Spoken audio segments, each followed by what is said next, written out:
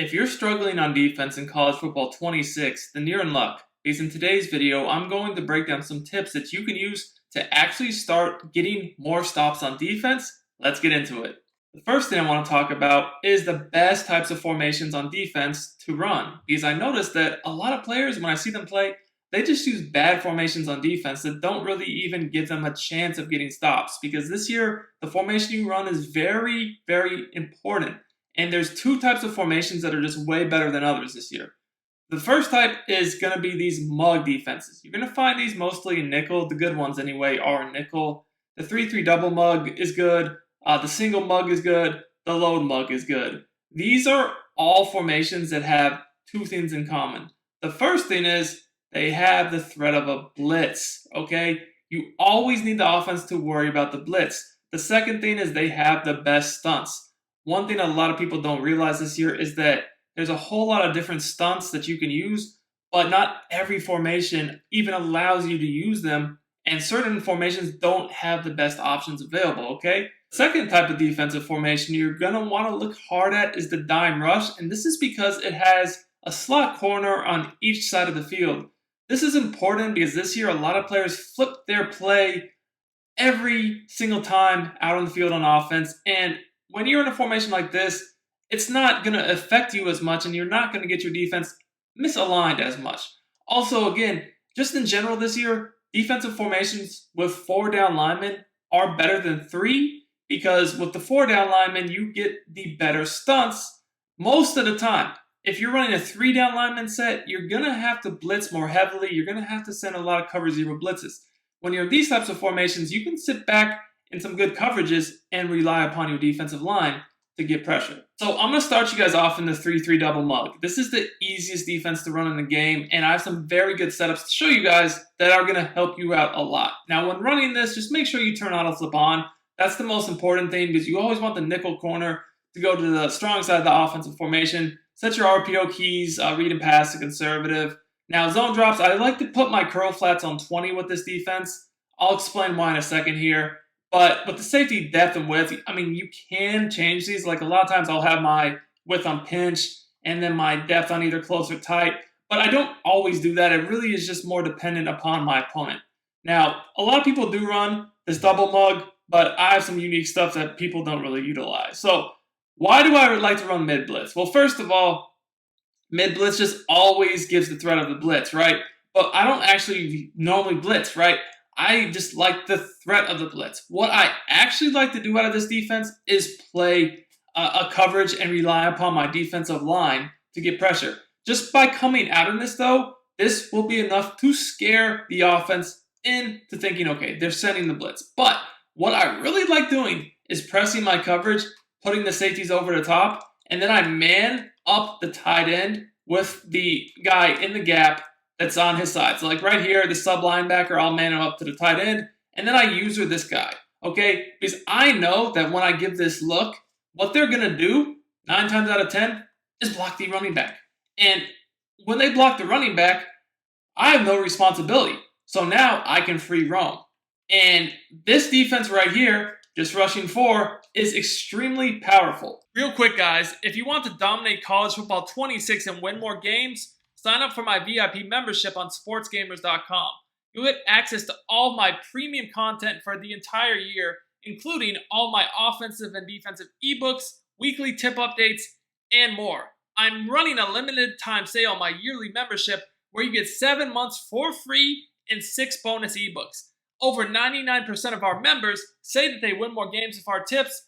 Click the link in the description of this video and start winning more games now. Now, this formation also has a lot of good stunts. If you want to pull up your stunts, you hit left on the D-pad and then R1, and you'll see that there's some stunts you can activate. Now, which stunts are the best? That could be a whole nother video in itself, but if you're interested in that, check out sportsgamerz.com, VIP membership. Link is in the comments and the description. Now, when I run this setup right here that I just showed you guys, putting the safeties over the top in deep halves and manning up the tight end, I'm also going to do some other adjustments as well out of it. What I mostly do is shade and route commit. The first thing I like to do is shade my coverage underneath by hitting triangle Y and down on the right stick. When I do this, I'm going to get a more trail technique. The next thing I'm going to do is I'm most likely going to route commit depending upon the routes being ran. So if somebody's running a lot of routes over the middle, maybe somebody's running a play like this, where, there's a lot of routes over the middle, whether it's, crossers or drags, I'm going to route commit inside, right? Now, if somebody's running a play like flood with corners, I'll route commit outside, and then I'm going to watch like the middle. So say I route commit outside, I'm going to watch over the middle. If I route commit to the inside, I'll have different adjustments I'm going to show you in a second. But again, here, you guys can see, like, this actually does a pretty good job. You guys can see there's instant pressure. So that's the first setup I like. Let me show you my second setup I like, which is really designed to take away the sidelines. And if you want more content like this, make sure you subscribe to the channel and drop me a like on the video. So this year, we know that corner routes are really popular. And remember, I do have my curl flat zone drop set to 20 for the curl flats. Curl flats are going to be used to take away the sideline. So I have a few options. I could put this guy in a curl flat that's blitzing, but the problem is because of where he's lined up, he's probably not going to get to the sideline, right? So the better thing to do is put this safety in the curl flat and then man this guy up on the player that was uncovered now. And we could do something similar on the other side. If we wanted to defend both sidelines, we could. Or what we even could do is put this guy in a cloud flat and then man this guy up on the uncovered player, usually this guy over the middle. Now here's a huge key pro tip.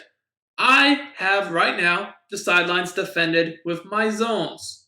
Okay, so I'm not really worried about the sidelines. Knowing that, this is a great time to route commit to the inside. Because I know that even if these players get open to the sideline, I have zones sitting right there.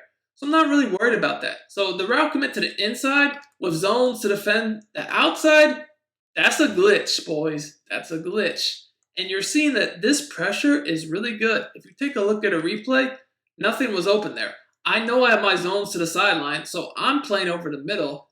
With the route commit inside, this is a damn cage. This is a damn cage. Now, the whole thing about this formation is you also can mix in other setups where you bring pressure. So say you notice that they just send everybody out. Just take the safety, stand over the center, and guess what? If they send everybody out, it's an insta-sack. Now, just because you take the safety and stand over the center does not mean you have to blitz, boys. You actually can play coverage too. Like, you could literally just do the same adjustments I just did, where on one side of the field you have the curl flat, and now, we have the man up. We're playing coverage. We could do curl flats on both sides. We could do a hard flat. Maybe they're sending a drag over the middle of the field. Put this guy right here, put him in a hard flat. He doesn't necessarily need to be in a curl flat. He could be in a hard flat, right? If maybe they had the tight end, somebody going on a drag. I don't know. And then you just user the guy that's on the running back over the middle. And once again, you guys can see there is nothing open. Another very underrated part about this defense is you can actually user this guy to make the blitz even better. Like, when you user him over the center, even with their adjustments they do, you can still get this blitz to fly in. Now, me personally, like I said, I don't really tend to blitz a ton. I will mix it in if you're just never blocking. But the whole thing about this formation is the threat of the blitz. When you have the threat of the blitz, it just makes all these coverage adjustments I'm showing you so good. And remember, this defense is turned up a notch if you have a good defensive line. But the stunts can also be used to amplify that four-man rush. And there are some very good ones you can use. If you would like to see that, let me know in the comments and we can maybe do a video dedicated to stunts. So guys, one thing you do need to be aware of with this defense is RPOs. RPOs are still good this year against cover zero blitzes especially. So if you do see somebody in an RPO formation or notice they like RPOs, just be aware of it and know how to counter it. So one of the easiest things you can do against RPOs, I would say, is literally just putting this guy in a hard flat, okay, on the side they're running the RPO. Because now, you can just go ahead and man this guy up with the safety and man the linebacker up on the tight end. And now, like, everybody's manned up, and you have a hard flat just sitting there, which with our adjustments we did with the RPOs, you're going to notice that that's going to get caged. So again, if you ever really want these linebackers in better position for coverage, just spread them out, right?